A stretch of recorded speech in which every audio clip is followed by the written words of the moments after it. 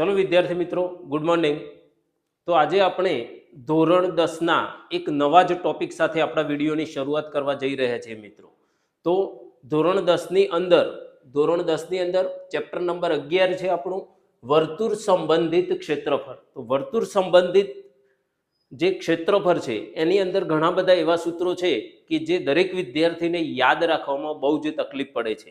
તો આજે આપણે મિત્રો આ વર્તુળ સંબંધિત જે ક્ષેત્રફળ છે એના સૂત્રોની આપણે ચર્ચા કરીશું. તો સૌથી પહેલા મિત્રો આપણે વર્તુળ વિશે જોઈશું. તો વર્તુળ એટલે શું અને વર્તુળની અંદર આવેલી ત્રિજ્યા અને વ્યાસ વચ્ચે શું સંબંધ છે એની થોડીક આપણે ચર્ચા કરી લઈએ, જે આપણે નાના ધોરણથી જ ભણતા આવ્યા છીએ. તો મિત્રો વર્તુળ એટલે સિમ્પલ હું તમને ખાલી વ્યાખ્યા કહી દઈશ કે સમતલના કોઈ એક નિશ્ચિત બિંદુથી, સમતલ કોઈ આપેલું હોય કે સમતલના કોઈ એક નિશ્ચિત બિંદુથી અહીંયા આપણે એક સમતલ આપેલું છે, સમજી લો કે આલ્ફા સમતલ છે. સમતલના કોઈ એક નિશ્ચિત બિંદુથી જોઈએ તો એક અચળ ધન અંતરે આવેલા તમામ બિંદુઓનો ગણ, અચળ ધન અંતરે આવેલા તમામ બિંદુઓનો ગણ એટલે વર્તુળ થાય મિત્રો. આ વર્તુળની વાત છે અને આ અચળ જે ધન અંતર છે આપણી ત્રિજ્યા થાય છે મિત્રો. તો આપણે આટલું સિમ્પલ વ્યાખ્યા છે કે સમતલના આપેલા કોઈ નિશ્ચિત બિંદુથી અચળ ધન અંતરે આવેલા તમામ બિંદુઓના ગણને આપણે વર્તુળ કહીએ છીએ અને જે અચળ ધન અંતર છે એ જ આપણી ત્રિજ્યા છે. તો હવે મિત્રો આપણે જોઈએ ત્રિજ્યા અને વ્યાસ વચ્ચે શું સંબંધ છે. તો મિત્રો અહીંયા એક વર્તુળ છે, હું આ એક વર્તુળ લઈ લઉં છું. અહીંયા વર્તુળની આ એક ત્રિજ્યા છે.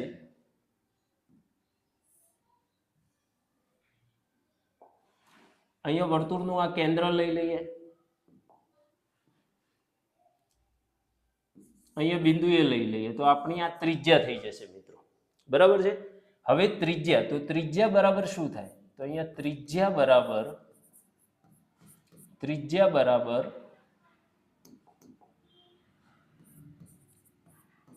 વ્યાસ ભાગ્યા 2. વ્યાસ એટલે ડી ભાગ્યા 2. આ એક આપણું સામાન્ય સૂત્ર છે. આના ઉપરથી આપણે એક બીજું સૂત્ર લખી દઈએ છીએ કે વ્યાસ બરાબર 2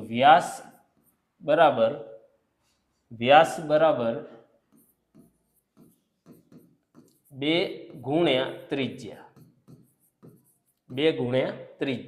એટલે સિમ્પલ જ સૂત્રો છે મિત્રો. R = આપણે D/2 લખી શકીએ અને અહીંયા વ્યાસ D બરાબર 2R લખી શકીએ. બરાબર, આ રીતના સૂત્રો આપણે નાનપણથી ભણતા આવ્યા છે મિત્રો. હવે અહીંયા જો આપણે થોડીક વાત બીજી કરવી છે કે અહીંયા પરિઘ, વર્તુળનો પરિઘની વાત કરવી છે. તો વર્તુળનો પરિઘ એટલે શું? તો અને વર્તુળના પરિઘનું સૂત્ર શું થશે? તો આપણે વર્તુળના પરિઘની વાત કરીએ.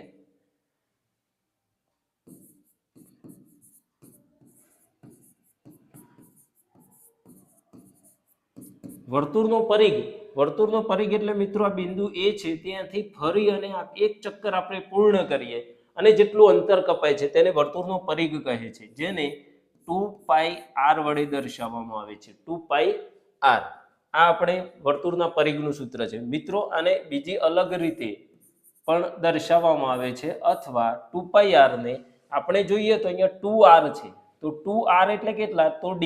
2r ની જગ્યાએ d મૂકીએ તો આ સૂત્રને આપણે πd તરીકે પણ લખી શકીએ છીએ. ધોરણ 10 ની અંદર આ રીતે પણ સૂત્રો આપેલા છે. પરંતુ મિત્રો ત્રિજ્યા શોધી અને આપણે પરિઘ શોધવો હોય તો 2πr સૂત્ર વાપરી શકીએ. જો વ્યાસ આપેલો હોય તો πd સૂત્ર વાપરી શકીએ. હવે વર્તુળનો પરિઘ આવી ગયો. હવે વર્તુળનો અર્ધ પરિઘ.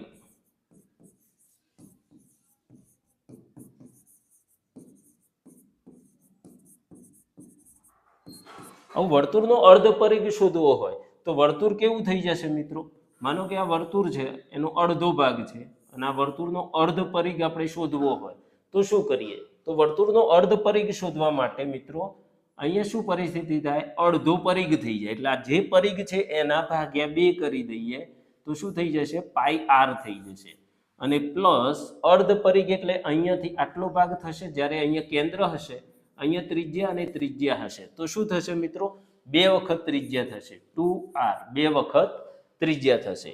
આ ત્રિજ્યાની અંદરનું સૂત્ર છે, પરંતુ જો આને બીજી અલગ રીતથી આપણે લખવું હોય ડી ની અંદર, તો આર એટલે કેટલા થશે? તો આર એટલે કેટલા થશે? d/2 થશે. આર ની જગ્યાએ આપણે d/2 લખીએ તો પાઈ ઇન્ટુ d/2, એટલે પાઈ આર ની જગ્યાએ d/2 લખી દઈશું અને પ્લસ આ 2r, તો 2r એટલે d. એટલે આ વ્યાસની અંદર આપણું સૂત્ર આ ટાઈપનું થશે મિત્રો. આ વ્યાસ છે, અહીંયા ત્રિજ્યાઓ હોય એ ટાઈપના સૂત્રો છે, વર્તુળનો પરિઘ અને વર્તુળનો અર્ધ પરિઘ મિત્રો. તો આ વર્તુળના પરિઘ અને અર્ધ પરિઘની વાત થઈ મિત્રો. હવે આપણે પરિઘ પછી વર્તુળના ક્ષેત્રફળ તરફ જઈએ છીએ. તો મિત્રો જોઈએ વર્તુળનું ક્ષેત્રફળ. અહીંયા વર્તુળના ક્ષેત્રફળની વાત છે. અહીંયા આપણે નાનકડું એક વર્તુળ દોરી દઈએ. તો આ વર્તુળ છે મિત્રો. આ વર્તુળનો ક્ષેત્રફળ આપણે જોઈએ છીએ. તો વર્તુળનું ક્ષેત્રફળ બરાબર કયું સૂત્ર થશે? તો પાઈ આર નો વર્ગ થશે, પાઈ આર સ્ક્વેર થશે. અથવા બીજી રીતે આપણે લખવું હોય તો પાઈ આર સ્ક્વેર નહીં, આપણે આર એટલે શું હતું? તો R is equal to d/2 વ્યાસ ભાગ્યા 2.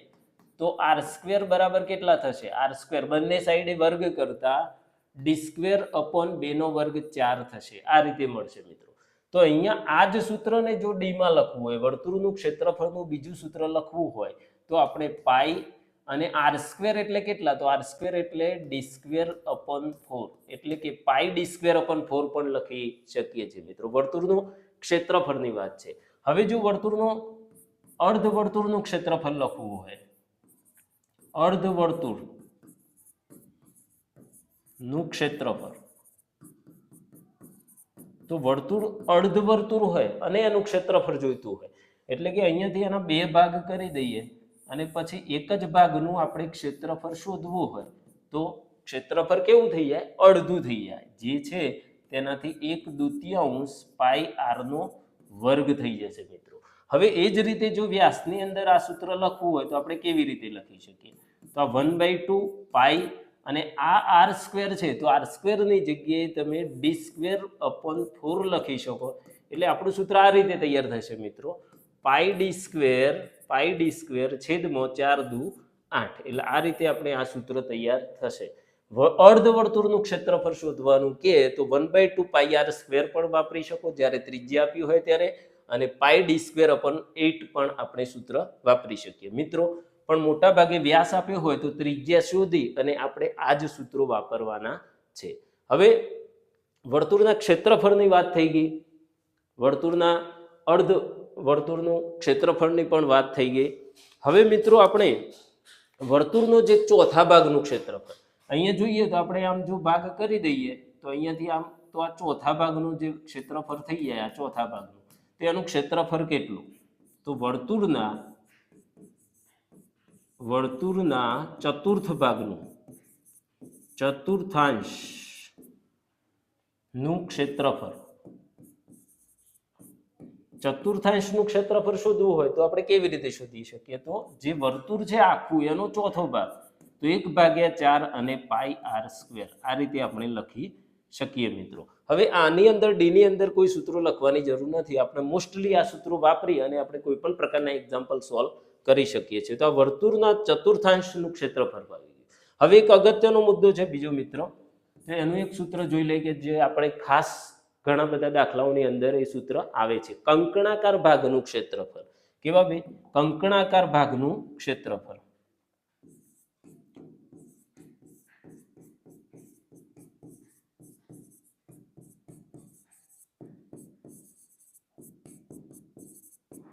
તો કંકણાકાર ભાગ કેવો હોય? તો મિત્રો જોઈએ આપણે કંકણાકાર ભાગ. અહીંયા આકૃતિ આપણે થોડી દોરી દઈએ.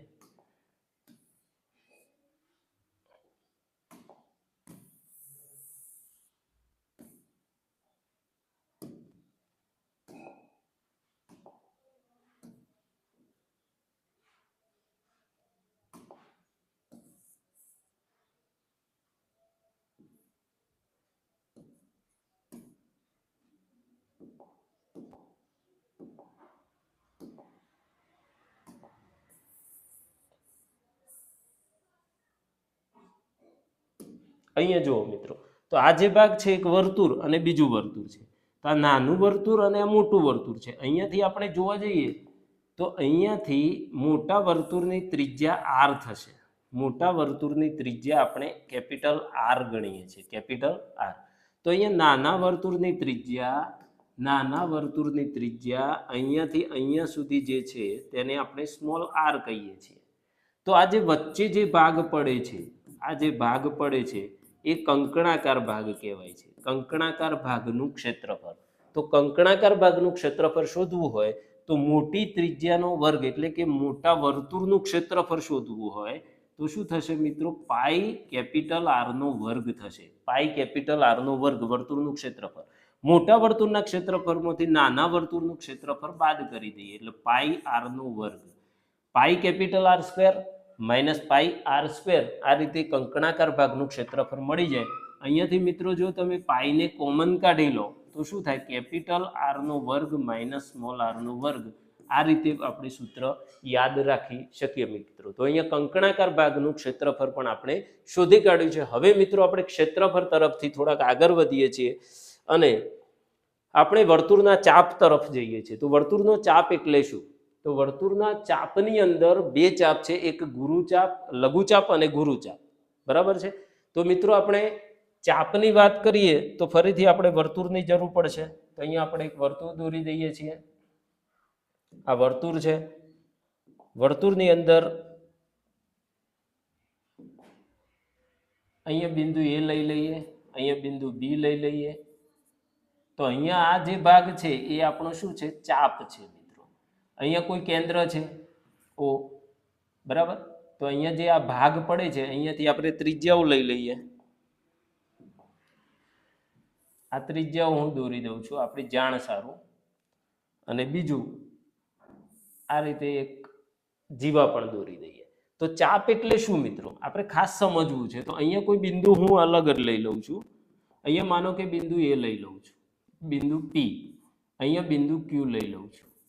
હવે ચાપ એટલે કહેવાનો મતલબ એ છે કે ભાઈ અહીંયા એ થી બી છે ચાપ છે, અને આ બાજુ ઉપરના ભાગમાં એ થી બી છે પણ ચાપ છે. પણ ચાપ કેવા છે? તો બે પ્રકારના, એક લઘુચાપ અને ગુરુચાપ. તો લઘુચાપ એટલે શું? તો લઘુચાપ એટલે જે આખું વર્તુળ આપણે દોરીએ છીએ તો એના અર્ધ વર્તુળ થયું, અને આ અર્ધ વર્તુળથી ઓછો ભાગ હોય, નાનો ભાગ, તો એની જે ચાપની લંબાઈ છે આ ભાગ, એ ચાપ થશે આપણો. એટલે આપણે ચાપ લઘુચાપ તરીકે આપણે એ પી બી લઈશું. હવે લઘુચાપની લંબાઈ શોધવા માટેનું સૂત્ર અને ગુરુચાપ એ ક્યુ બી ની લંબાઈ શોધવા માટેના સૂત્રો અગત્યના છે.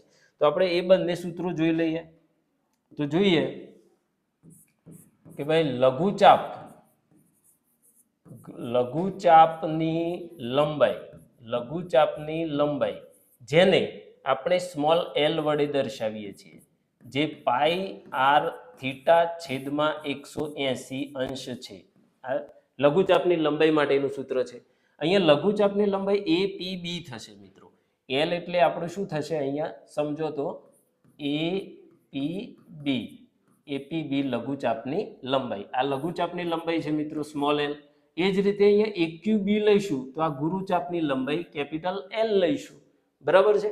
તો લઘુચાપની લંબાઈ એલ બરાબર પાઈ આર થીટા છેદમાં 180 યાદ રાખવાના છે મિત્રો. અહીંયા થીટા એટલે અહીંયા લઘુચાપની જે લંબાઈ છે, ચાપે કેન્દ્ર આગળ આંતરેલો ખૂણો છે થીટા, એ આપણે સમજવાનો છે. હવે એ જ રીતે આપણે ગુરુચાપની લંબાઈ જોઈ લઈએ. તો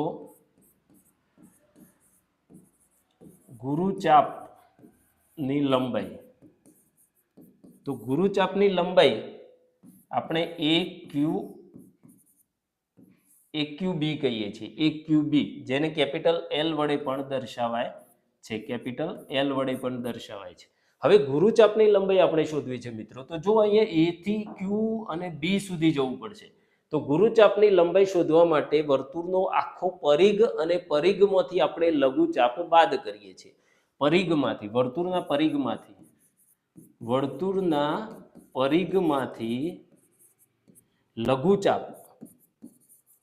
લઘુચાપની લંબાઈ બાદ કરીએ છીએ. શું બાદ કરીએ છીએ? લઘુચાપની લંબાઈ. તો વર્તુળનો પરિઘ આપણો કેટલો છે?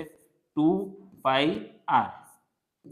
વર્તુળનો પરિઘ આપણો કેટલો છે 2πr, અને 2πr માંથી લઘુચાપની લંબાઈ આપણે બાદ કરી દઈએ. લઘુચાપની લંબાઈ કેટલી છે તો πr થીટા છેદમાં 180 અંશ.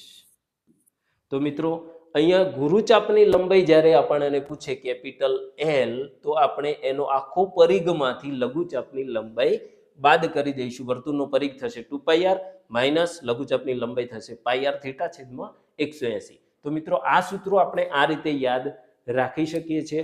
બીજું કે મિત્રો આમાં પરથી આપણે એક અલગ થોડુંક સૂત્ર જો લખવું હોય તો પણ આપણે લખી શકીએ. કેવી રીતે? એક સૂત્ર અહીંયા જોઈ લઈએ કે માનો કે વર્તુળનો પરિઘ બરાબર વર્તુળનો પરિઘ તો વર્તુળના પરિઘ બરાબર શું થાય તો લઘુચાપની લંબાઈ અને પ્લસ ગુરુચાપની લંબાઈ. લઘુચાપની લંબાઈ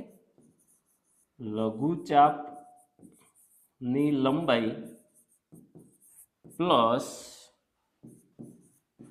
ગુરુચાપની લંબાઈ. આવું પણ આપણે સમજી શકીએ. વર્તુળનો આખો પરિઘ લઈએ તો વર્તુળના પરિઘ બરાબર લઘુચાપ પ્લસ ગુરુચાપ આપણે લખી શકીએ. તો મિત્રો અહીંયા સુધી આપણે સૌથી પ્રથમ વર્તુળ વિશે સમજ્યા, ત્યાર પછી આપણે પરિઘ વિશે સમજ્યા અને ક્ષેત્રફળ વિશે પણ આપણે સમજી ગયા. હવે ત્યાર પછી આપણે ચાપની પણ વાત કરી લીધી. ચાપ બે પ્રકારના, લઘુચાપ છે, ગુરુચાપ છે, બંનેની લંબાઈ કેવી રીતે શોધી શકાય. હવે આગળના ટોપિક તરફ જતા આપણે વૃત્તાંશની વાત કરવાની છે કે જે અહીંયા ખાસ વિદ્યાર્થી મિત્રો અહીંયા ભૂલ કરતા હોય છે. વૃત્તાંશ અને વૃત્તખંડ એ શું છે? તો વૃત્તાંશ અને વૃત્તખંડ મિત્રો આપણે ખાસ સમજી લેવાનું છે. જો તમે અહીંયા સૂત્રો સમજેલા હશો તો કોઈ પણ એક્ઝામ્પલ ગણવામાં કોઈ જ તકલીફ પડશે નહીં. કોઈ પણ એક્ઝામ્પલ આવે ત્યારે એની ફિગર સમજી લેવી પડે, આકૃતિ દોરી લેવી પડે અને ત્યાર પછી તમે સૂત્રો લખશો તો આ પદ્ધતિ પ્રમાણે તમને ક્યારેય સૂત્ર ભૂલાશે નહીં. તો મિત્રો આપણે વૃત્તાંશની શરૂઆત કરીએ. તો વૃત્તાંશ એટલે શું? તો અહીંયા મેં થોડીક આકૃતિ દોરેલી છે. આ જે આકૃતિ છે એની અંદર આ વર્તુળ દોર્યું છે, એનું કેન્દ્ર O છે, A અને B બિંદુઓ છે, અહીંયા ચાપ આપેલો છે અને આ ચાપ દ્વારા કેન્દ્ર આગળ અહીંયા બે ત્રિજ્યાઓ છે જોડાય છે. તો અહીંયા બે ત્રિજ્યા અને ચાપ વડે ઘેરાયેલો પ્રદેશ, બે ત્રિજ્યા OA અને OB ત્રિજ્યા છે અને આ ચાપ છે એના વડે આ જે ઘેરાયેલો પ્રદેશ છે જેને આપણે લઘુ વૃત્તાંશ કહીએ છીએ મિત્રો. લઘુ વૃત્તાંશ શું કહેવાય મિત્રો? લઘુ વૃત્તાંશ કહેવામાં આવે છે. હવે મિત્રો આપણે જોઈએ તો આ બે ત્રિજ્યાઓ વડે તો આ મોટો ચાપ પણ ઘેરાયેલો છે, બરાબર. તો આ જે મોટો ભાગ છે તેને આપણે ગુરુ વૃત્તાંશ કહીએ છીએ. ગુરુ વૃત્તાંશ, બરાબર. એટલે બે ત્રિજ્યા અને ચાપ વડે ઘેરાયેલો પ્રદેશ કે જેને આપણે વૃત્તાંશ કહીએ છીએ. પરંતુ અહીંયા બે ત્રિજ્યા જો લઘુચાપ સાથે આંતરેલો ભાગ હોય તો એને આપણે લઘુ વૃત્તાંશ કહીએ છીએ અને બે ત્રિજ્યાઓ જો ગુરુચાપ સાથે આંતરેલો ભાગ હોય તો એને ગુરુ વૃત્તાંશ કહીએ છીએ. એટલે ગુરુ વૃત્તાંશ અને લઘુ વૃત્તાંશ સમજી લેવાનું છે. લઘુ વૃત્તાંશ એ આટલો જ ભાગ છે. જ્યારે અહીંયા ગુરુ વૃત્તાંશ જોઈએ તો ગુરુ વૃત્તાંશ એટલે આ બાકી જે વધ્યો એ ભાગ શું થાય? ગુરુ વૃત્તાંશ થશે મિત્રો. એટલે આ રીતે આપણે યાદ રાખી લઈશું કયો ભાગ છે એ ગુરુ વૃત્તાંશ છે ને કયો ભાગ છે એ લઘુ વૃત્તાંશ છે, એ અગત્યનું છે. તો હવે સૂત્રો જોઈ લઈએ મિત્રો. તો અહીંયા લઘુ વૃત્તાંશ નું ક્ષેત્રફળ. લઘુ વૃત્તાંશનું ક્ષેત્રફળ એટલે શું મિત્રો? તો આ ભાગ જે છે એનું ક્ષેત્રફળ. લઘુ વૃત્તાંશના ક્ષેત્રફળની અંદર આવશે πr² થીટા છેદમાં 360 અંશ. πr² થીટા ભાગે 360 અંશ આવશે. લઘુ વૃત્તાંશના ક્ષેત્રફળની વાત છે મિત્રો. હવે લઘુ વૃત્તાંશનું ક્ષેત્રફળ આપણે બીજી રીતે પણ શોધી શકીએ છીએ. એટલે આ પણ સૂત્ર આપણે યાદ રાખવાનું છે. તો શું આવશે? તો લઘુ વૃત્તાંશના ક્ષેત્રફળમાં 1/2 ગુણ્યા L ગુણ્યા R પણ આવશે મિત્રો. એટલે કે L એ શું છે? લઘુચાપની લંબાઈ છે. તો અહીંયા લખીશું આપણે જ્યાં L બરાબર લઘુચાપની લંબાઈ, બરાબર. અહીંયા ત્રિજ્યા છે એટલે 1/2 LR પણ સૂત્ર આપણું લઘુ વૃત્તાંશનું સૂત્ર છે. એટલે જે તે દાખલો જે પ્રમાણે આપ્યો હોય એ પ્રમાણે આપણે એનું ક્ષેત્રફળ શોધવું પડે. જો તમને પાઈ આર સ્ક્વેર થીટા છેદમાં 360 થીટા અને ત્રિજ્યા ને એવું બધું આપ્યું હોય તો આપણે લઘુવૃત્તાંશનું આ સૂત્ર વાપરશું, પરંતુ જો એની ચાપની લંબાઈ આપેલી હોય તો 1/2 LR સૂત્ર વાપરી શકીએ. હવે બીજું જોઈએ મિત્રો, હવે ગુરુવૃત્તાંશની વાત કરીએ તો ગુરુવૃત્તાંશ નું ક્ષેત્રફળ. હવે ગુરુવૃત્તાંશ એટલે આટલો ભાગ છે મિત્રો. તો આટલો ભાગ એટલે શું? તો ગુરુવૃત્તાંશનું ક્ષેત્રફળ તમે જો આકૃતિ જોશો તો તમને સૂત્રો યાદ આવશે.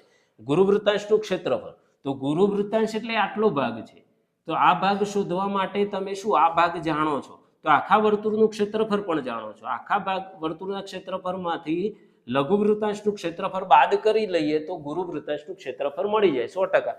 બરાબર. ગુરુવૃત્તાંશ એટલે આટલો ભાગ છે, તો વર્તુળ એટલે આખો ભાગ છે, અને લઘુવૃત્તાંશ એટલે આટલો ભાગ છે. એટલે વર્તુળના ક્ષેત્રફળમાંથી લઘુવૃત્તાંશનું ક્ષેત્રફળ બાદ કરવું પડશે. તો વર્તુળનું ક્ષેત્રફળ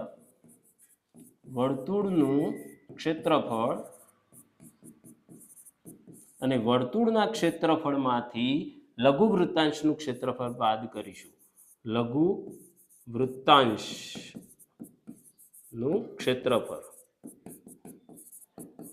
બરાબર છે. તો વર્તુળનું ક્ષેત્રફળ કયું થશે? તો પાઈ આર સ્ક્વેર, અને એમાંથી આપણે લઘુવૃત્તાંશ, આ વર્તુળના ક્ષેત્રફળમાંથી આ લઘુવૃત્તાંશનું ક્ષેત્રફળ એટલે કે પાઈ આર સ્ક્વેર થીટા છેદમાં 360 અંશ બાદ કરી દઈશું. એટલે આ રીતે લઘુવૃત્તાંશનું ક્ષેત્રફળ શોધવાનું સૂત્ર તૈયાર થઈ જાય છે મિત્રો. તો અહીંયા બે જ વસ્તુ છે.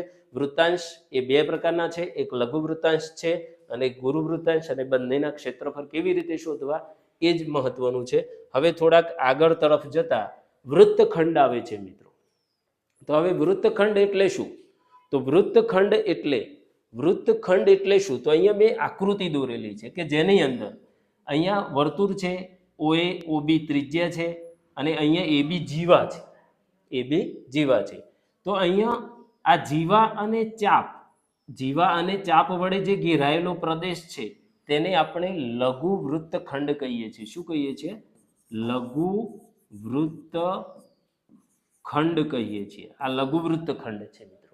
હવે એ જ રીતે આપણે જોઈએ તો ઉપરના ભાગે જે મોટો ભાગ છે એને આપણે શું કહીશું? ગુરુવૃત્તખંડ કહીશું. શું કહીશું મિત્રો? તો ગુરુવૃત્તખંડ. આ રીતે આપણે ધ્યાન રાખીશું મિત્રો. જો વૃત્તખંડ એટલે એક જ વસ્તુ છે કે જીવા અને ચાપ વડે ઘેરાયેલો પ્રદેશ છે. જીવા અને ચાપ વડે ઘેરાયેલો પ્રદેશ એટલે શું કહેવાય? વૃત્તખંડ. પણ એમાં લઘુચાપ વડે જો ઘેરાયેલો પ્રદેશ હોય, જીવા સાથે લઘુચાપ વડે, તો લઘુવૃત્તખંડ કહેવાય, અને ગુરુચાપ વડે જીવા સાથે ઘેરાયેલો પ્રદેશ હોય તો ગુરુવૃત્તખંડ કહેવાય. તો હવે આ બંનેના આપણે સૂત્રો જોવા છે મિત્રો. તો જોઈ લઈએ. લઘુ વૃત્તખંડનું ક્ષેત્રફળ. લઘુવૃત્તખંડનું ક્ષેત્રફળ એટલે શું? તો મિત્રો મહત્વની છે. શું કરીએ? તો લઘુવૃત્તાંશનું ક્ષેત્રફળ. લઘુવૃત્તાંશના ક્ષેત્રફળમાંથી આપણે ત્રિકોણનું ક્ષેત્રફળ બાદ કરવાનું છે. લઘુવૃત્તાંશનું ક્ષેત્રફળ ઓછા ત્રિકોણનું ક્ષેત્રફળ. આ રીતે છે મિત્રો. હવે આ ત્રિકોણનું ક્ષેત્રફળ લખ્યું, પણ આ ત્રિકોણનું ક્ષેત્રફળ એટલે શું? તો બે ત્રિજ્યા અને એક જીવા વડે જે બંધ આકૃતિ બને છે તેના ક્ષેત્રફળની વાત છે મિત્રો. એટલે અહીંયા આપણે લઘુવૃત્તાંશનું ક્ષેત્રફળ કયું લઈશું? તો લઘુવૃત્તાંશનું ક્ષેત્રફળ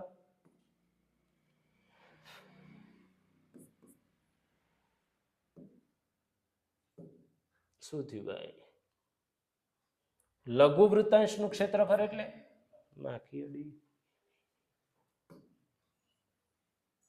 શું થયું છે રુદ્ર?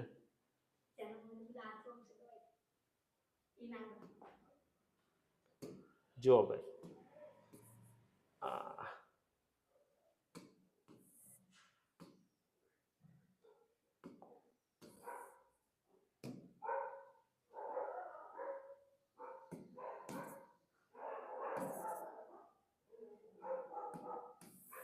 લઘુ લઘુવૃત્તાંશનું ક્ષેત્રફળ જુઓ મિત્રો અહીંયા લઘુવૃત્તાંશનું ક્ષેત્રફળ એટલે પાઈ આર સ્ક્વેર થીટા છેદમાં 360 અંશ. લઘુવૃત્તાંશનું ક્ષેત્રફળ એટલે પાઈ આર સ્ક્વેર થીટા ભાગ્યા 360 ઓછા ત્રિકોણનું ક્ષેત્રફળ. અહીંયા ત્રિકોણનું ક્ષેત્રફળ જુઓ મિત્રો ખાસ યાદ રાખજો. લઘુવૃત્તખંડ એટલે શું ફરીથી સમજી લઈએ. લઘુવૃત્તખંડ એટલે આટલો ભાગ છે. લઘુવૃત્તખંડ એટલે આટલો ભાગ છે. તો લઘુવૃત્તાંશનું ક્ષેત્રફળ આપણે ભણ્યા પાઈ આર સ્ક્વેર થીટા છેદમાં 360 અને એમાંથી આપણા ત્રિકોણનું ક્ષેત્રફળ બાદ કરી લઈએ છીએ. એટલે આ રીતનું સૂત્ર છે. હવે અહીંયા ત્રિકોણ કયા પ્રકારનો છે એના પર આધાર રાખે છે. બરાબર. અહીંયા કાટકોણ ત્રિકોણ પણ હોઈ શકે, સમબાજુ ત્રિકોણ પણ હોઈ શકે, ઘણા બધા પ્રકારના ત્રિકોણ પણ હોઈ શકે છે. એમાં જો 90 કરતા ખૂણો મોટો હોય તો પણ એના માટે સૂત્ર અલગ આવે છે. હવે લઘુવૃત્તખંડનું ક્ષેત્રફળ. હવે એક લાસ્ટ સૂત્ર છે આપણે ગુરુવૃત્તખંડ. ગુરુવૃત્તખંડનું ક્ષેત્રફળ. હવે ગુરુવૃત્તખંડ કયો કહેવાય તો અહીંયાથી જે ભાગ છે ઉપરનો, આ ભાગ ઉપરનો એ ભાગ થશે. એટલે ગુરુવૃત્તખંડનું ક્ષેત્રફળ શોધવું હોય તો આપણે શું કરી શકીએ? આ ગુરુવૃત્તખંડ શોધવું હોય તો આખા વર્તુળના ક્ષેત્રફળમાંથી લઘુવૃત્તખંડ બાદ કરી દઈએ. વર્તુળના ક્ષેત્રફળમાંથી વર્તુળનું ક્ષેત્રફળ અને વર્તુળના આખા ક્ષેત્રફળમાંથી આપણે લઘુવૃત્તખંડ બાદ કરી દઈએ. લઘુવૃત્તખંડનું ક્ષેત્રફળ બાદ કરીએ. વર્તુળનું ક્ષેત્રફળ એટલે આખો ભાગ વર્તુળનો થઈ ગયો. આપણે આટલા ભાગનું ક્ષેત્રફળ શોધવું છે તો આ લઘુવૃત્તખંડ બાદ કરી દઈએ. વર્તુળનું ક્ષેત્રફળ પાઈ આર સ્ક્વેર થશે માઇનસ લઘુવૃત્તખંડનું ક્ષેત્રફળ આપણે શોધી કાઢ્યું એ. એટલે કહેવાનો મતલબ એ છે મિત્રો કે આપણે આટલું સૂત્ર યાદ રાખીશું અને પછી લઘુવૃત્તખંડનું સૂત્ર અલગથી શોધી કાઢવું પડે. એમાં પાછા બંને સૂત્રો આવે એ શોધી અને પછી અહીંયા મૂકવું પડે. વર્તુળના ક્ષેત્રફળમાંથી બાદ કરવું પડે ત્યારે આનું ક્ષેત્રફળ મળે. બીજી રીતે જોઈએ તો ગુરુવૃત્તખંડનું ક્ષેત્રફળ જો બીજી રીતે કોઈ હોય તો શોધવું હોય તો કઈ રીતે થાય? ગુરુવૃત્તખંડ એટલે કયો ભાગ છે? તો ગુરુવૃત્તખંડ એટલે આટલો ભાગ છે. હવે ગુરુવૃત્તખંડ એટલે આટલો ભાગ એટલે કોનો કોનો? તો આ ત્રિકોણ અને આ ભાગ બંનેનો સરવાળો કરવો પડે. ત્રિકોણ અને આનો બંનેનો સરવાળો કરો તો પણ શું મળી જાય? ગુરુવૃત્તખંડ મળી જાય. એટલે અહીંયા ત્રિકોણ છે અને આને શું કહેતા હતા? ગુરુ આટલો ભાગ આ એ ગુરુ વૃત્તાંશ છે. શું છે? ગુરુવૃત્તાંશ. તો ગુરુવૃત્તાંશનું ક્ષેત્રફળ પ્લસ ગુરુવૃત્તાંશનું ક્ષેત્રફળ પ્લસ ત્રિકોણનું ક્ષેત્રફળ. તો મિત્રો આ રીતે પણ આ બંને સૂત્રો આપણે એપ્લાય કરી શકીએ છીએ. એટલે જો ગુરુવૃત્તખંડનું ક્ષેત્રફળ શોધવું હોય તો ગુરુવૃત્તાંશનું ક્ષેત્રફળ પ્લસ ત્રિકોણનું. આ ગુરુવૃત્તાંશ છે અને અહીંયા આ ત્રિકોણ છે. આ બંનેનો સરવાળો કરો તો શું મળી જાય? ગુરુવૃત્તખંડ મળી જાય. એટલે આ રીતે આપણે આ સૂત્રો યાદ રાખી અને સમજી શકીએ છીએ મિત્રો. જો ખાસ અગત્યનું છે કે આકૃતિ ઉપરથી જ તમે પ્રયત્ન કરશો તો દરેક પ્રકારના સૂત્રો તમે સારી રીતે એક્સેપ્ટ કરી શકશો, યાદ રાખી શકશો. કોઈ પણ એક્ઝામ્પલની અંદર ગણતરી કરતી વખતે તમારે ફિગર આકૃતિ મહત્વની છે અને આ જ રીતે આપણે ઘણા બધા દાખલા સોલ્વ કરવાના છે મિત્રો. તો ચલો થેન્ક યુ. બસ આજનો વિડીયો અહીંયા પૂર્ણ કરીએ છીએ.